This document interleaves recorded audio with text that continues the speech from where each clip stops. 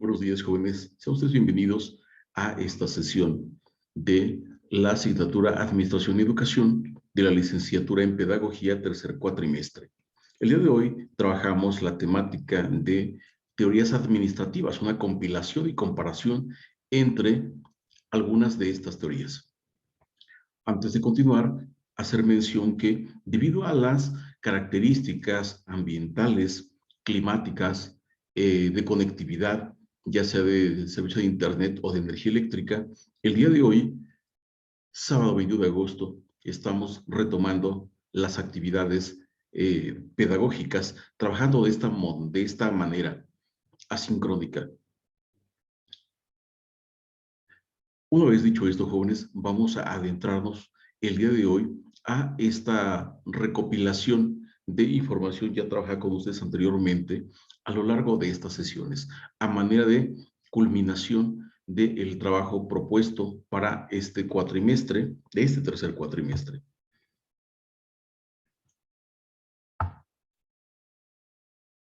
En primer lugar, jóvenes, vamos a hacer una remembranza acerca del surgimiento precisamente de esta administración.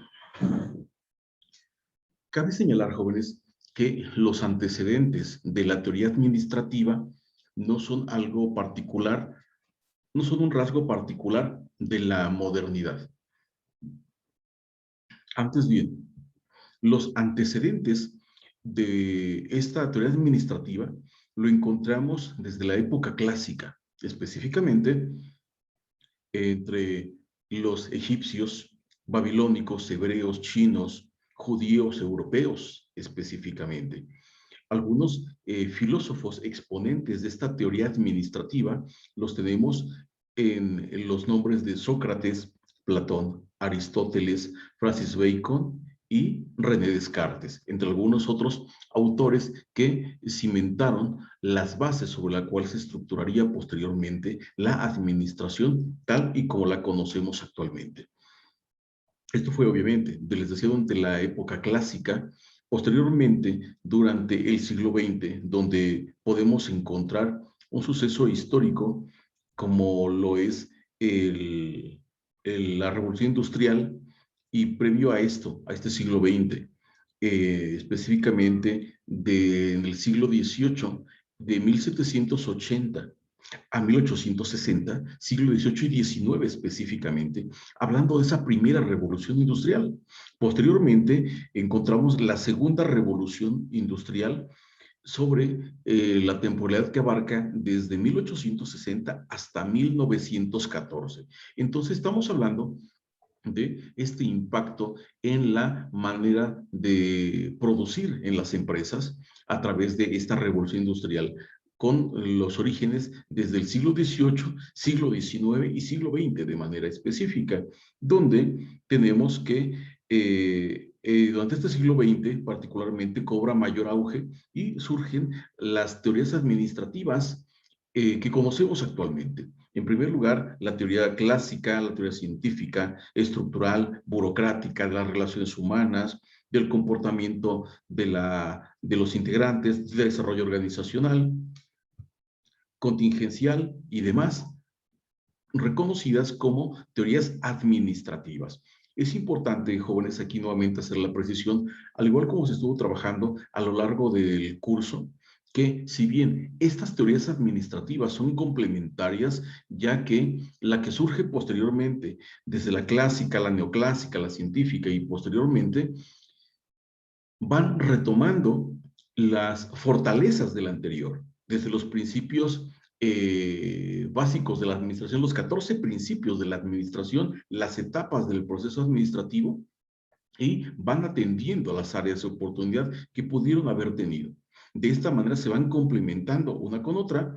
Tan es así que estas teorías administrativas podemos aplicarlas no solamente a la administración empresarial, sino también en cuanto a organizaciones típicas como lo es la Iglesia Católica, el Ejército o la misma educación. Esta situación viene también a dar un referente respecto a la postura de Adam Smith y Taylor, entre otros, unos economistas liberales que hacían alusión precisamente a la aplicación de estas teorías en el ámbito empresarial.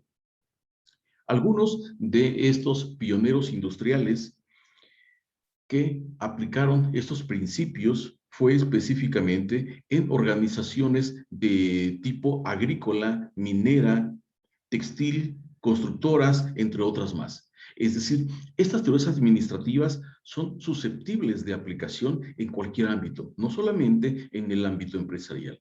En esta ocasión nos adentramos al estudio de estas teorías administrativas, caracterizándolas y ejemplificándolas de manera particular cómo era su aplicación en el ámbito educativo.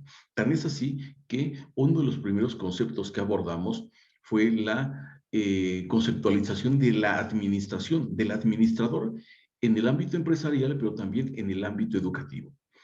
De manera que llegamos a la conclusión que en una institución educativa, el administrador de todo ese cosmos es el director escolar, pero también subyace al interior de cada aula, de cada docente, ese microcosmos en el cual este mismo docente es el administrador de los recursos que en él subyacen. Recursos humanos, financieros, materiales, pedagógicos, de apoyo y demás. Padres de familia, alumnos, bancas, libros, algún otro material de apoyo que utilice el docente, están bajo su administración.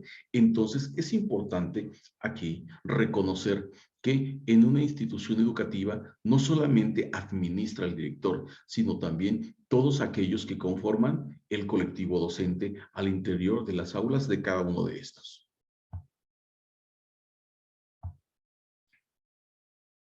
Dentro de los objetivos de esta presentación, jóvenes, en primer lugar, reconocer las teorías administrativas. ¿Sí? Una vez que ustedes ya las conocieron, han elaborado diversos productos que hacen mención de su investigación, de la interpretación de esa información.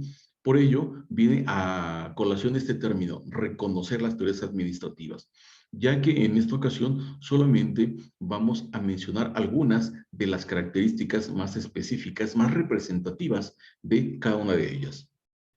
Otro objetivo es fundamentar científicamente cuáles son estas teorías administrativas que hemos hecho mención durante la primera diapositiva. Continuar además generando conocimiento acerca de las teorías administrativas y finalmente, jóvenes, el día de hoy, posteriormente a esta presentación, ustedes habrán de realizar un foro virtual en el cual habrán de compartir alguna premisa, algún ejemplo de la aplicación de una de estas teorías al ámbito educativo específicamente.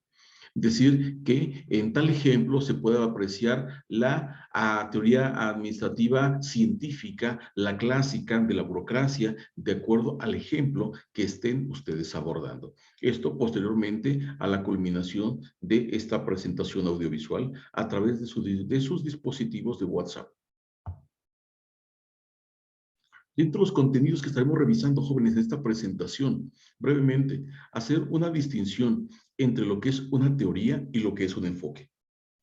Posteriormente, en este orden de ideas, estaremos abordando la teoría de la administración científica, clásica de las relaciones humanas, teoría neoclásica de la administración, teoría del desarrollo organizacional, teoría de sistemas y, por último, los nuevos enfoques en la administración. ¿Hacia dónde va precisamente esta administración con base en las características sociales, económicas, tecnológicas actualmente?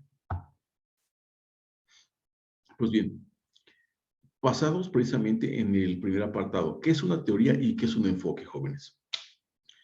Una teoría es un conjunto de supuestos y preposiciones con respecto a algo, es decir, conjunto de ideas, concepciones que tienen diferentes autores o uno solo respecto a una temática en común. Un enfoque es dirigir la atención o el interés de un asunto o problema desde unos supuestos previos para tratar de resolverlo acertadamente. Teoría, conjunto de ideas o concepciones sobre una temática en específica. Enfoque es centrarnos en un punto en específico de alguna temática o de algún asunto particular. En primer lugar, como conceptualización, jóvenes, conceptualización y distinción entre teoría y enfoque. Entonces, tenemos que, cronológicamente, cómo ha sido la evolución de estas teorías administrativas, ¿sí? En primer lugar, la teoría científica, que se le atribuye la generación a Frederick Taylor en la segunda mitad del siglo XIX. Posteriormente tenemos la teoría clásica propuesta por Henry Fayol durante las primeras décadas de este siglo XX. Continuamos con la teoría de las relaciones humanas propuesta por Elton Mayo en el mismo siglo XX, la cibernética y la administración propuesta por Robert Wiener en 1943, la teoría de sistemas promovida por Bertalanffy en la década de los 50 del siglo XX, y los nuevos enfoques de la administración surgidos a partir de la década de los 90 hasta hoy en día. Es lo que estaremos trabajando en esta presentación. En primer lugar, vamos a hacer una determinación acerca de en qué puntos centran su énfasis cada una de estas teorías, jóvenes. Sí. ¿Cuáles son estas teorías administrativas más importantes o significativas y sus principales enfoques? En primer lugar, tenemos la columna de la izquierda, en donde centran su énfasis, en donde se detienen con más detalle. ¿Cuáles son estas teorías administrativas y los enfoques a los que hacen alusión? En primer lugar, la administración científica, ¿sí? En donde hace ese mayor énfasis en las tareas, en el proceso, en la forma en que se llevan a cabo cada uno de estos procesos, y el enfoque principal está basado en la racionalización del trabajo, ¿sí? Donde solamente un hombre puede hacer una o dos actividades de acuerdo a sus características y sus capacidades. Posteriormente tenemos las teorías que hacen énfasis en la estructura, es decir, los elementos que integran esta organización. Dichas teorías que hacen énfasis en la estructura tenemos la teoría clásica, neoclásica, la teoría de la burocracia y la teoría estructuralista. Las dos primeras, la teoría clásica y la neoclásica, su enfoque principal está situado en la organización formal, en los principios generales y en la función del administrador. ¿Qué quiere decir esta parte? Que colocan en puntos clave a personas que tienen conocimientos, experiencia y que pueden monitorear y acompañar el proceso y la realización de actividades a otros subalternos. ¿Qué quiere decir esta parte? Que si el administrador es un buen administrador, el supervisor tiene experiencia, además de empatía con los trabajadores, ¿qué está pasando? Se está asegurando el desempeño de esa empresa. En cuanto a la teoría de la burocracia, que comparte el énfasis en la estructura, tenemos que esta hace su importancia en el enfoque de la organización formal, burocrática, la racionalidad organizacional. Esta es muy similar a las dos anteriores, al igual que la teoría estructuralista, de manera que si ubicamos a la persona con más conocimientos, con más experiencia, con más capacidades, con más disposición en puntos clave, el desempeño de la empresa está garantizado. Si colocamos en el área de ventas al mejor vendedor, en el área de contabilidad al contador que tiene mayor experiencia, que tiene mayor formación académica, ¿qué podríamos esperar? Que la organización o que específicamente esas áreas funcionen de la mejor manera. ¿Por qué razón? Porque tenemos encargados de esa área a una persona especializada en ese ámbito de manera específica. Continuando con este análisis, encontramos que tanto la teoría de las relaciones humanas, teoría del comportamiento organizacional y la teoría del desarrollo organizacional centran su énfasis en las personas, es lo más importante para ellos, independientemente de la función que desempeñen. Están interesados específicamente en ese bienestar de las personas, ya que una persona que está satisfecha con su trabajo, que le gusta lo que hace, que recibe remuneración adecuada, estímulos, compensaciones, ¿qué va a pasar? Va a tener una mayor predisposición a la realización de sus actividades y por consecuencia el desarrollo, la producción, la eficiencia, la eficacia con la que las desarrolla va a ser elevada considerablemente. Por esto, la primera teoría de las relaciones humanas centra su enfoque en la organización informal, en la motivación, en el liderazgo, en las comunicaciones y dinámica de grupo. Por lo que corresponde a la teoría del comportamiento organizacional, el enfoque está centrado en los estilos de administración, en la teoría de las decisiones, de manera que las decisiones se van tomando de acuerdo a cómo va fluyendo el proceso de cohesión, de producción, o esos factores externos que pueden influir positiva o negativamente en el desarrollo de la empresa o de la organización. En cuanto a la teoría del desarrollo organizacional, el enfoque está centrado en el cambio organizacional planeado y enfoque de sistema abierto, muy similar al anterior. No hay tanta rigidez en la toma de decisiones y lo importante para esta teoría del desarrollo organizacional, jóvenes, es que si la empresa mejora, obviamente, las condiciones económicas, laborales para sus trabajadores deben ir en la misma dirección.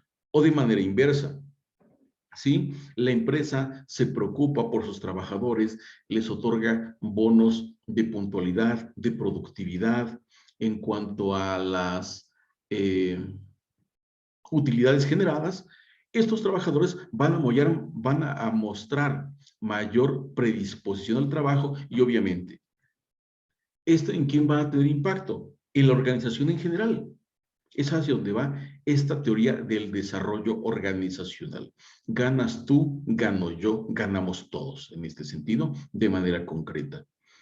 En cuanto a la teoría estructuralista, no neoestructuralista y teoría situacional, estas centran su énfasis en el ambiente laboral, contextual, ¿sí? Que está permeando precisamente el desarrollo de la empresa o de la organización. Para las dos primeras, teoría estructuralista y neoestructuralista, el enfoque está centrado en el análisis intraorganizacional y análisis ambiental. De igual manera, mantiene con la teoría del desarrollo organizacional un enfoque de sistema abierto. ¿Qué quiere decir esta parte? Que esta teoría está centrada en las relaciones intrapersonales, ¿sí? ¿Cómo intraorganizacional? ¿De qué manera se comporta la organización al interior de ella misma? ¿Sí? ¿De qué manera interactúan los elementos de esta organización? De manera que si en una escuela tenemos que los dos maestros de primero están enemistados uno con otro por cuestiones personales y lo mismo pasa con los de los demás grados, ¿qué va a estar pasando ahí? Se van a estar poniendo trabas o va a haber esta situación de conflicto de intereses personales que podrán poner en riesgo el aprovechamiento académico de sus estudiantes. ¿Por qué razón? Por esa enemistad, por esa fricción intraorganizacional, porque un maestro le pone obstáculos a otro, esas barreras. Pasaría lo mismo con el área de producción en una empresa. ¿Sí? Si tiene algún problema con el área de ventas, ¿qué va a pasar? Le va a ir retrasando la producción para que los vendedores no tengan ese stock para poder hacer su labor mediante la oferta de los productos que se están trabajando en la empresa. Continuamos con este énfasis en el ambiente acerca de la teoría situacional, cuyo enfoque está centrado en el análisis ambiental. ¿Qué quiere decir esta parte? Que esta teoría situacional de la administración toma decisiones en cuanto a la producción, en cuanto a las ventas, a la forma de llevar a cabo un protocolo de acuerdo a qué, a cómo se van generando, cómo se van presentando estas situaciones.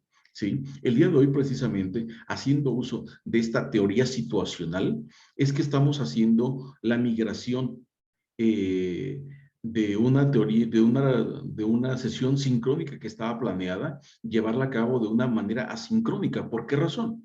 Porque las características del ambiente no lo permiten. La, la lluvia, los cortes de luz, la inestabilidad de la conectividad nos están orillando precisamente a tomar una decisión basada en este contexto ambiental. Y para cerrar este análisis, jóvenes, en cuanto a la teoría situacional o teoría de la contingencia, hace su énfasis en la tecnología. El enfoque principal está basado en la administración de la tecnología y para esto muy ad hoc con el ejemplo anterior, la situación que nos ocupa en este día, la teoría situacional y la teoría contingencial, ¿sí? Que es otra forma de llamar a esta última. Decíamos anteriormente, en la teoría diapositiva, la teoría situacional centra su énfasis en el ambiente, pero también en la tecnología. Haciendo uso de esta tecnología que tenemos hoy en día, estas TICAD, tecnologías de información, comunicación, capacitación y aprendizaje digital, es que estamos llevando a cabo el objetivo de esta sesión. Les comentaba hace un momento que esta presentación es la primera parte del trabajo propuesto para el día de hoy, 21 de agosto. Posteriormente a esta presentación habrá de llevarse a cabo un foro virtual a través de la aplicación móvil WhatsApp en la que ustedes harán mención desde su perspectiva cuál es el impacto de estas teorías administrativas en el ambiente educativo. Caracterizando esta teoría de la administración científica que ya trabajamos anteriormente, jóvenes, recuerdo que esta es una breve recopilación acerca de lo trabajado anteriormente. Esta teoría de la administración científica, propuesta por Frederick Taylor en la segunda parte hasta las primeras décadas del siglo XIX y las primeras décadas del siglo XX,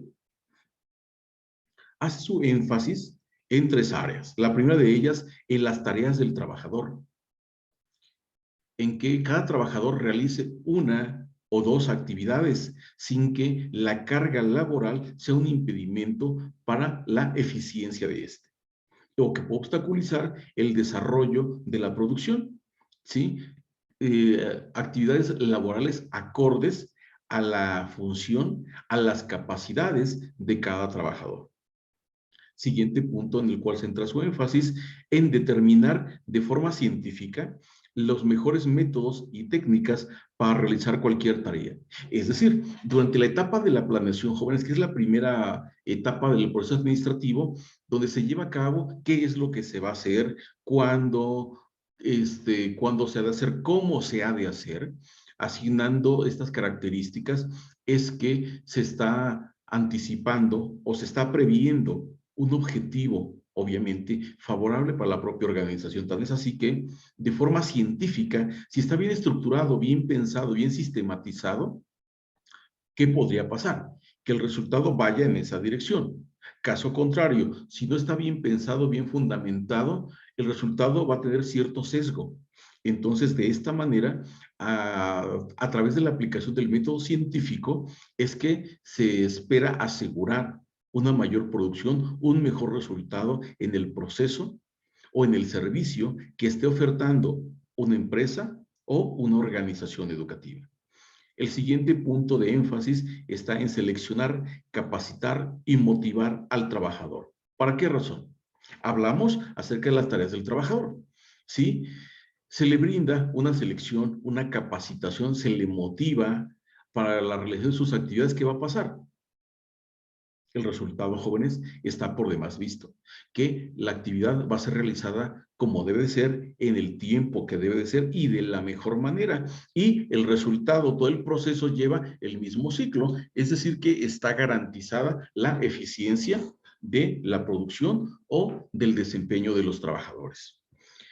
Esta teoría de la administración científica ha hecho aportes en varias categorías. La primera de ellas Estudio de tiempos y movimientos. ¿Qué tan importante es considerar la capacitación?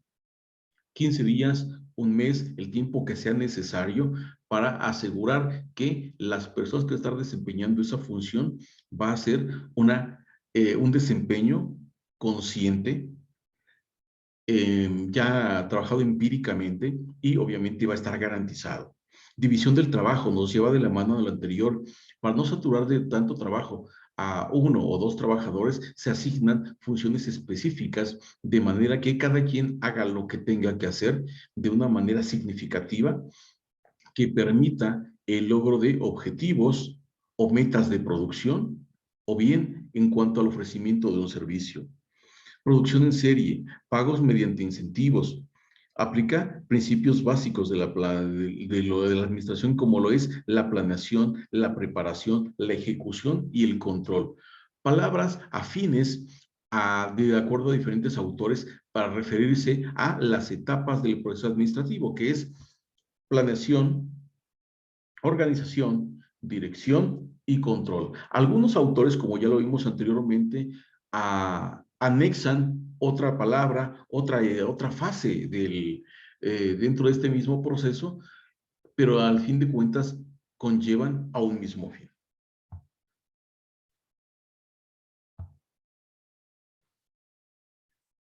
Hablando de la administración científica, mencionamos ya algunas características propuestas por este autor, Frederick Taylor.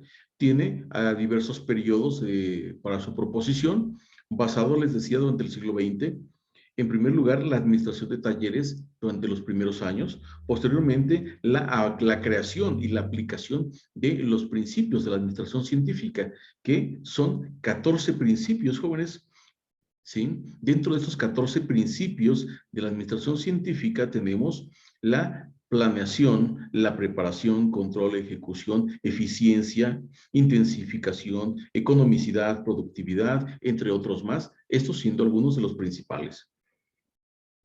Nos lleva esta teoría de la administración científica a una organización racional del trabajo, una característica elemental de esta teoría, considerando los siguientes aspectos: análisis del trabajo, tiempos y movimientos, división del trabajo y especialización del obrero, incentivos salariales, concepto de hombre económico, condiciones ambientales de trabajo, de manera que a través de capacitación, de estímulos, ¿qué se esperaba garantizar? Si un trabajador está capacitado, está motivado económicamente, ¿hacia dónde va a dirigir sus esfuerzos? Hacia el logro de la producción e inevitablemente del alcance de los objetivos y de las metas. En cuanto a la evaluación crítica de la administración científica, podemos encontrar diferentes puntos en esta misma temática. En primer lugar, la implementación de un mecanismo de la administración científica. Continuamos con la superespecialización del obrero. Superespecialización, brindar demasiado entrenamiento con la intención de alcanzar un adiestramiento de los integrantes para la realización de la actividad de una manera por demás especializada. Falta de comprobación, enfoque incompleto de la organización, limitación, campo, aplicación. ¿Sí? Son algunos elementos, jóvenes, que considera esta misma administración científica para asegurar desde la primera fase de la planeación la elaboración de actividades específicas para poder garantizar el desempeño de la propia empresa y el de los trabajadores en la obtención o cumplimiento de los objetivos previamente establecidos. Continuamos con la teoría clásica de Henry Fayol, jóvenes, también ya la trabajamos. Este autor o esta teoría hace su énfasis principalmente en dos puntos. Cabe señalar que Henry Fayol no es el único autor de esta teoría clásica. Existen algunos otros más. Este autor es el de los más representativos o el más significativo, cuyo énfasis está centrado en la estructura que la organización debería tener para ser eficiente. Es decir, cómo debe de estar operando una cadena de mando vertical estructurada jerárquicamente, donde cada persona hace lo que tiene que hacer y su desempeño está supeditado al mandato supremo, por así decirlo, del gerente o del administrador. La administración era como cualquier otra habilidad que se podría enseñar una vez se entendían los principios fundamentales. Con esta premisa es que surge esta teoría clásica. Una vez que una persona conoce cómo es que se ha de llevar una actividad, cualquiera puede estar capacitado para realizarla, cuando tiene muchas aristas. Esta teoría clásica de Fayol otorgó aportes en cuanto a ser los primeros en tomar el rumbo de la estructura organizacional, más enfocada hacia el área administrativa. Ellos hacen esta esta visión con mayor valía acerca de que en una empresa, en una organización, la parte más importante estaba en los que administran, en los que llevan ese seguimiento. ¿Por qué razón? Porque estos son los que vigilan, los que acompañan a los que conforman las partes bajas del organigrama. ¿Sí? De manera que si un trabajador está haciendo mal su trabajo, ¿de quién es responsabilidad? ¿De él? No, es de la persona que está en la función superior. Por ello, esta, esta teoría clásica centra su énfasis precisamente en esas áreas administrativas. Continuamos entonces hablando de estas teorías. Toca turno de hablar acerca de la teoría de las relaciones humanas propuesta por Elton Mayo durante este siglo XX de manera particular. Centra su énfasis en tres momentos, jóvenes. El primero de ellos, en aspectos emocionales y las relaciones humanas entre empleados. Ya lo comentaba hace un momento. Para esta teoría de las relaciones humanas cobra mucha importancia la forma en que se relacionan todos los trabajadores, la parte de la producción con el área de ventas, con el gerente, con el administrador. Y no es raro encontrar que en algunas empresas se organiza la cena de Navidad, los festejos del Día del Padre, del Día de las Madres, en la oficina. ¿Con qué intención? ¿Gastar dinero solamente? No. La intención oculta, por decirlo de alguna manera, es que los trabajadores tengan esa cohesión, ese trato, de manera que evitar anteponer intereses personales que puedan obstaculizar el desempeño profesional o laboral, que es algo carente de ética. Entonces, hacia allá va esa parte. No es tanto como gastar en estos eventos recursos económicos de la empresa, sino más bien fortalecer precisamente esas relaciones humanas entre los empleados. Además, que esto también, decía dentro del currículum oculto, está en contrarrestar la deshumanización del trabajo, es decir, que se vean como personas, no solamente como máquinas que están realizando una actividad, que llegado el momento pueden tener esa empatía con los compañeros y poder unir esfuerzos para la realización de la función que están desempeñando. Esta teoría de las relaciones humanas jóvenes fue un movimiento de reacción y oposición a la teoría clásica de la administración, porque recordarán ustedes, lo comentamos recientemente, la teoría clásica estaba enfocada solamente en las tareas, en la realización de las tareas, cómo lo están haciendo. ¿Quién lo está haciendo? No sé, no me importa, no conozco al personal. A mí lo que me interesa es lo que están haciendo. Esta teoría de las relaciones humanas es la antítesis a esta, para abatir precisamente esa visión que se tenía de las relaciones humanas, donde las personas que están, decía hace un momento, están satisfechas con su trabajo, se sienten valoradas, reciben esos incentivos y aparte están en un ambiente laboral agradable. ¿Cómo es su desempeño? Eficiente, obviamente. Entonces, esa era la intención de esta teoría de las relaciones humanas. Comentaba de manera reiterativa en sesión tras sesión, jóvenes, que estas teorías administrativas lo que hacen es tomar las fortalezas de la teoría anterior y atienden esas áreas de oportunidad. Esta teoría de las relaciones humanas es la excepción. Sí, mantiene ese interés en la tarea, sí, pero también da ese interés en las personas que están realizando esa tarea. Los aportes que brindo es que dio luz en la importancia del contenido del cargo. ¿Qué tan importante es que una persona tenga nociones laborales, pero también personales de los compañeros que están integrando su equipo de trabajo? El nivel de producción depende de la integración social. Lo que les decía hace un rato, si yo me siento bien, si yo gano, tú vas a ganar. Si yo trabajador me siento bien, hago bien mi trabajo, ¿quién va a ganar?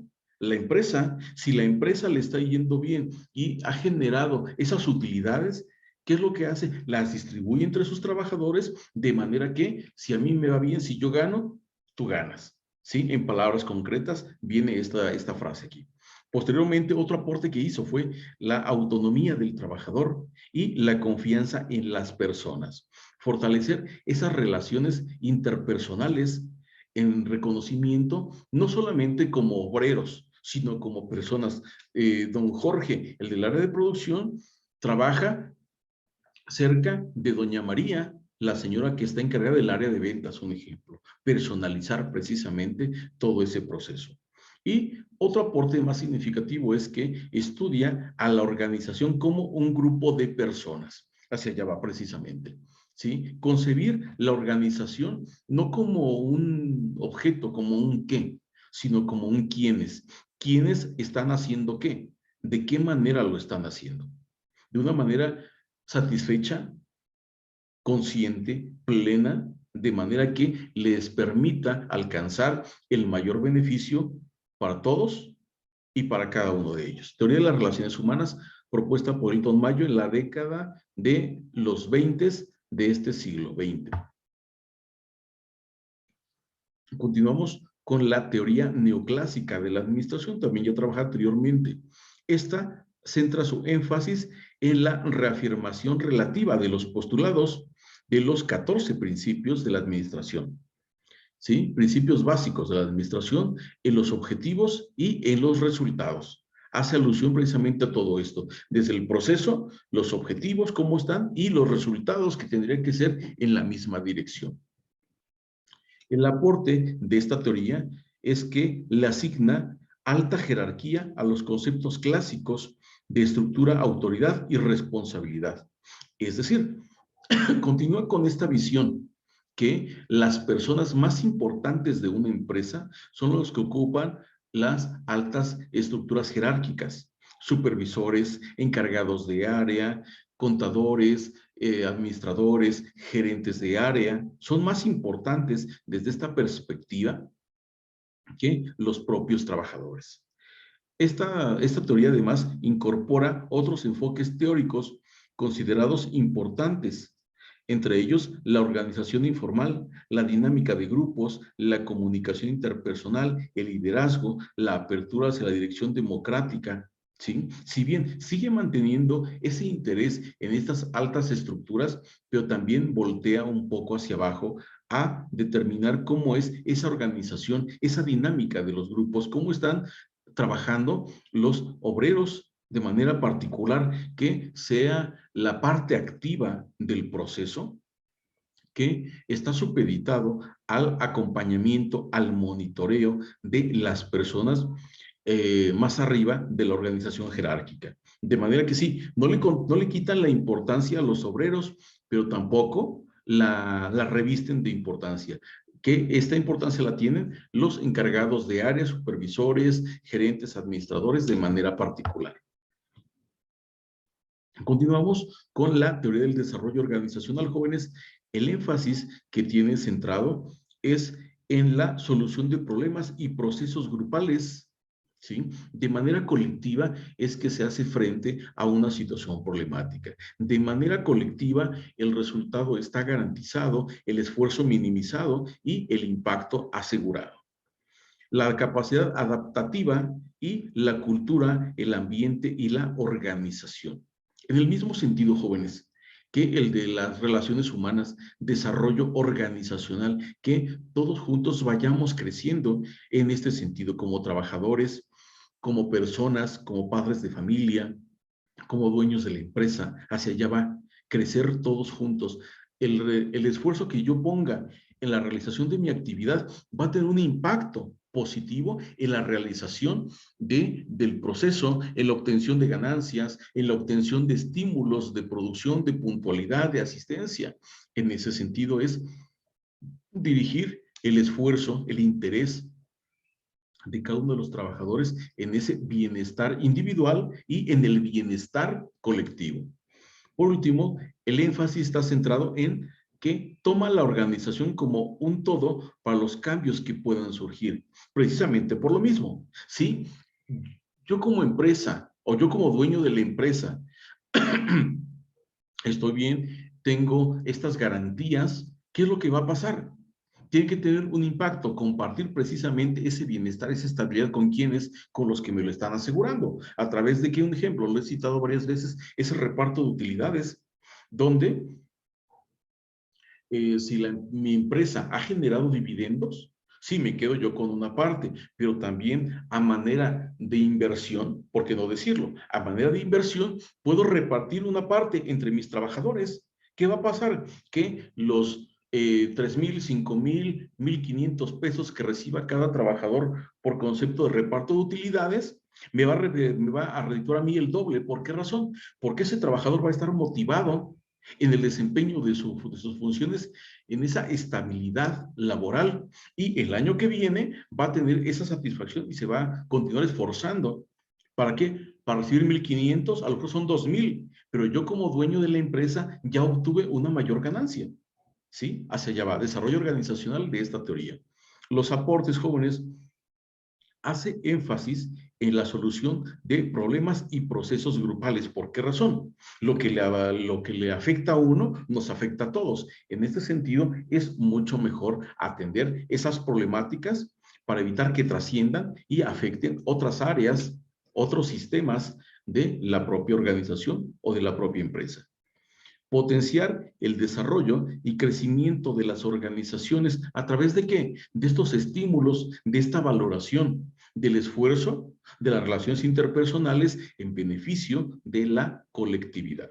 Y por último, centra su aporte principalmente en el estudio de la ciencia del comportamiento a la administración. La administración, jóvenes, demanda uso consciente, eficiente y eficaz de los recursos que tenemos. Los recursos humanos son uno de ellos y si los utilizamos adecuadamente en beneficio de ellos mismos y de nosotros en colectividad, tendremos un impacto positivo asegurado gracias a ese trabajo colaborativo. Continuamos con la teoría de sistemas propuesto por Bertalanffy en la década de los 70 de este siglo XX. El énfasis está centrado en la producción de teorías y formulaciones conceptuales, además que muestra una tendencia a la integración de diversas ciencias naturales y sociales. ¿Qué quiere decir esta parte? Cada persona, cada departamento es un sistema. Si yo, encargado de ventas, que soy un sistema, tengo un problema, ¿qué va a pasar? Se me va a estar juntando toda la producción detrás, porque no estoy haciendo lo que a mí me corresponde y estoy afectando a la área de producción que ya tiene un exceso, un excedente, y también al departamento de contabilidad. ¿Qué quiero decir con este ejemplo? Que es importante que cada persona, cada departamento, cada área funcione como tiene que estar funcionando, como un engrane. Pongamos este ejemplo, jóvenes. Un sistema es un engrane. Si ese engrane funciona adecuadamente, todos los demás lo van a hacer. Pero si un engrane se atasca, se sale de su eje, ¿qué pasa con todos los demás? Termina afectando el desempeño de los demás. Es ese un ejemplo de esta teoría de sistemas propuesto por Bertalanffy en la administración. El aporte está centrado en ser propositivo y objetivo en la realización de las actividades. Muestra además cierta tendencia de los sistemas a desgastarse. Cuando una persona, cuando un conjunto de personas realiza la misma actividad de manera mecanicista, repetidamente durante el día, durante un mes, un año y demás, ¿qué pasa? Se termina desgastando. Es por ello que es importante innovar en esta aplicación de la administración, darle un giro en que el día de hoy ese supervisor, el día de mañana va a ser encargado de área, ¿sí? De manera que va a tener otro espacio, otra función diferente en la que podrá desarrollarse y brindar ese apoyo en el logro de los objetivos de la organización. De manera que se eviten esos vicios. Un ejemplo, aplicado esta teoría de sistemas a la educación, ¿sí? Mencioné que cada sistema es como un engrane. Pongamos el ejemplo.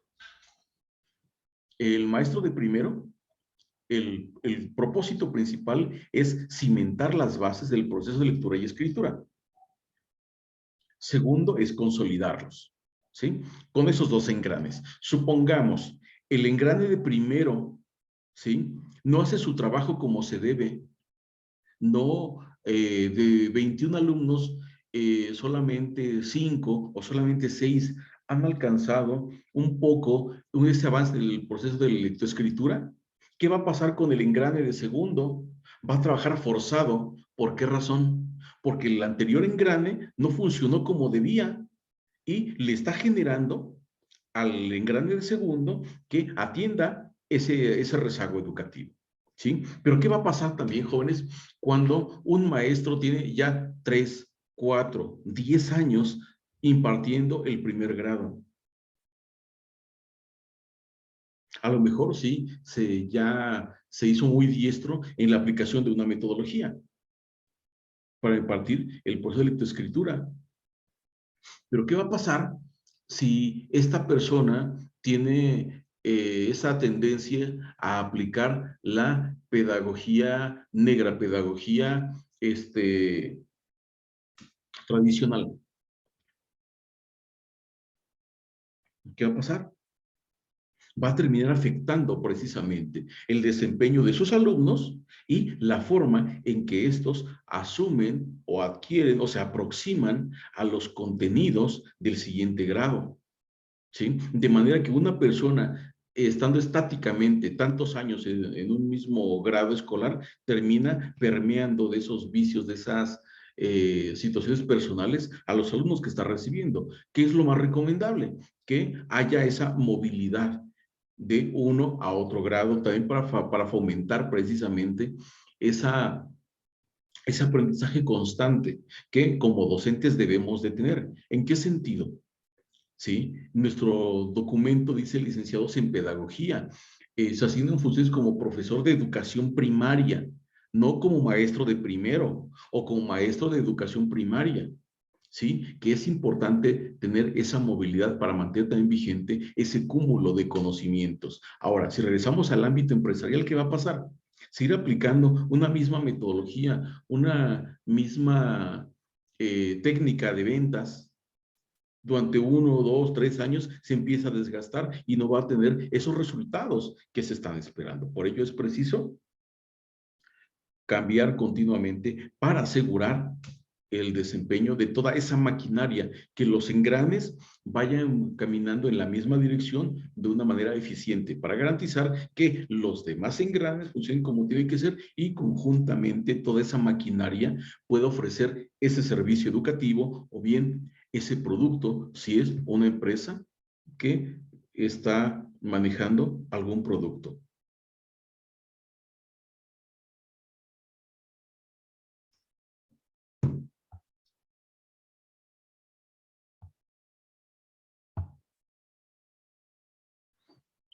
Continuamos entonces, jóvenes, hablando de esta teoría de sistemas, donde es preciso señalar que dominó las ciencias y principalmente la administración, precisamente por este enfoque acerca de la eficiencia de un área, de un departamento o de un engrane. De manera que si funciona bien un departamento, el otro departamento está garantizado o estaba garantizado hipotéticamente ese buen desempeño. Dentro del enfoque del sistema abierto, jóvenes, la empresa es considerada como una estructura autónoma con capacidad de reproducción y crecimiento. ¿Qué quiere decir esta parte? Que la empresa tiene esa libertad de mover a los trabajadores en el área que mejor desempeño les permita alcanzar en beneficio, decía, de ellos mismos, pero generalmente de todo el colectivo.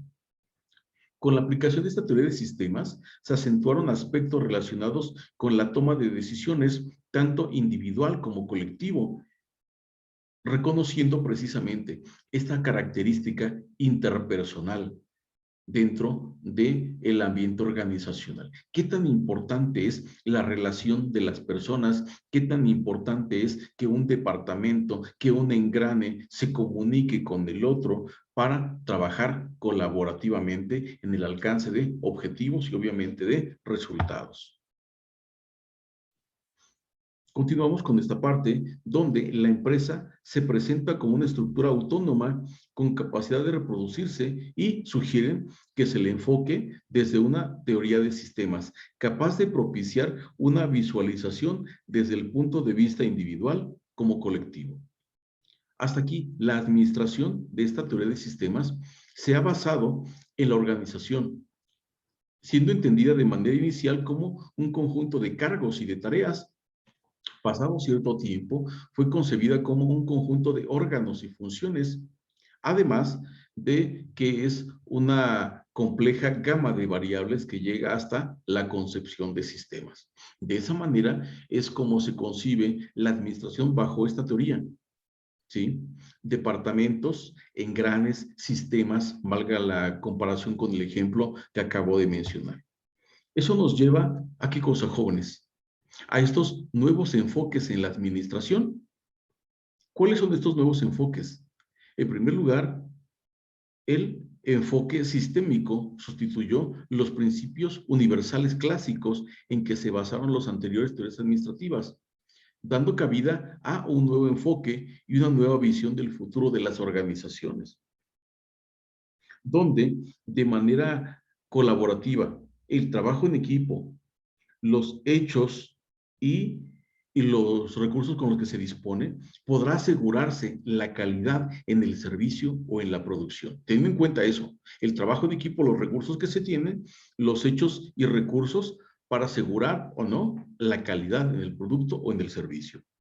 En esta era actual de la información, jóvenes, el recurso más importante dejó de ser el capital financiero para ser el capital intelectual basado en el conocimiento, ¿sí?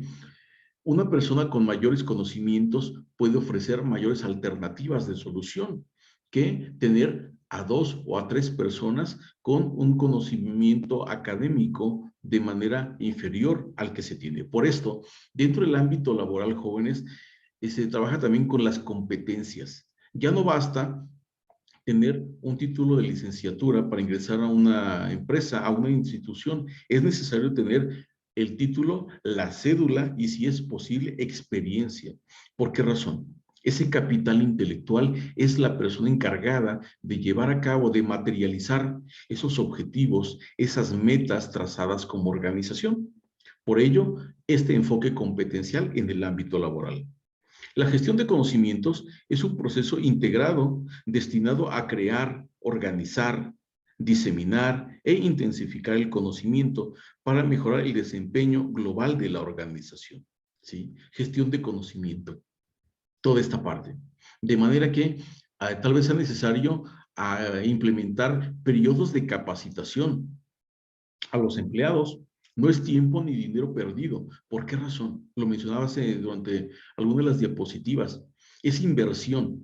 La persona, la empresa, la organización que quiere invertir, lo apuesta en qué? En su mano de obra, en sus recursos humanos, capacitándolos para realizar mejor, más pronto y de una mejor manera la función que están desempeñando actualmente. De esa manera, ¿qué va a pasar?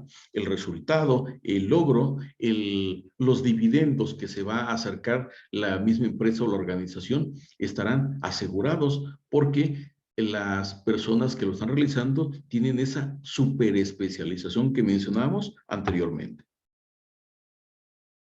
Hablando de estos nuevos enfoques, la ética y la responsabilidad social, jóvenes. ¿Sí? ¿Qué es ética? El conjunto de valores morales que definen lo que es cierto o errado para una organización.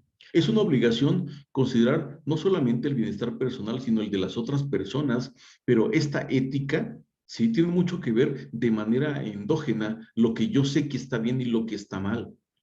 en beneficio de esa colectividad social.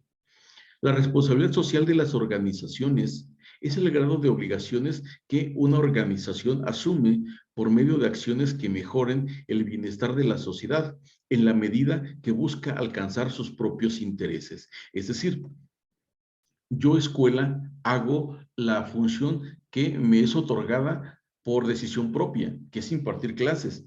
Pero no solamente, mi compromiso no es solamente ir a dar clases, sino que tengo un compromiso con la sociedad, que mis clases sean significativas, que brinden aprendizajes y sobre todo, que esos aprendizajes sean reales, que permitan a mis estudiantes aplicarlos de una manera efectiva a su contexto inmediato, enseñanza situada. Esa es la responsabilidad social, ¿sí? ¿Qué compromiso tengo yo para los consumidores de manera específica? Y para ir cerrando, jóvenes, ¿sí? A hacer esta remembranza final, anteriormente la administración se consideraba como una respuesta a las necesidades actuales de las organizaciones. Hoy se considera una creadora de nuevas oportunidades. Es decir, a través del uso adecuado, consciente, informado y sobre todo proactivo de los recursos que se disponen, se pretende brindar esas nuevas oportunidades. ¿Para quién?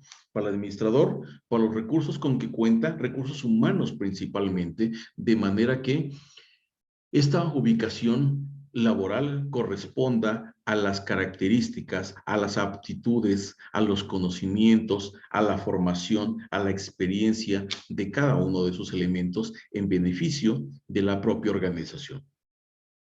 Actualmente se percibe que es la administración la que produce e impulsa el desarrollo económico y social. ¿Por qué razón, jóvenes?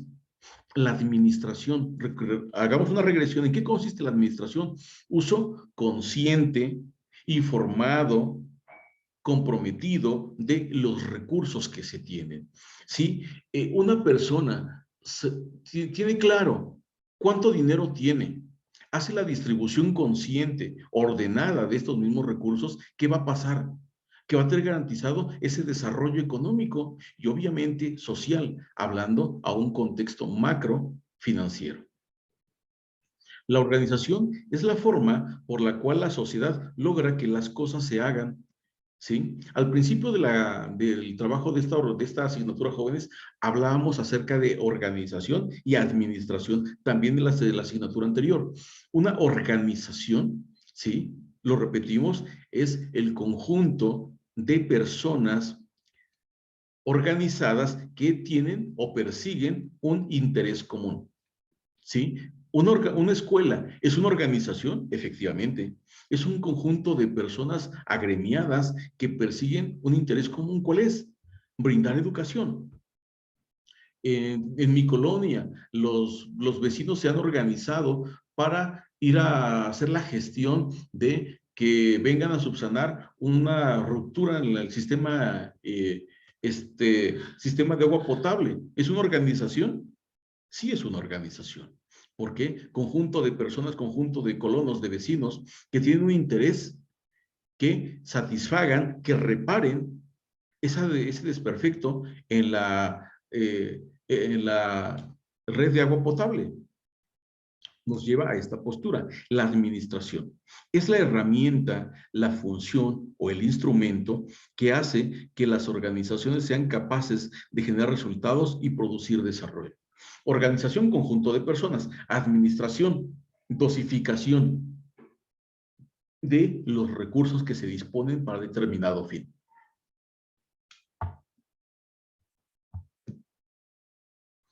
De esa manera, jóvenes, terminamos la presentación del día de hoy, que les será compartida en un momento más a través del canal de la universidad.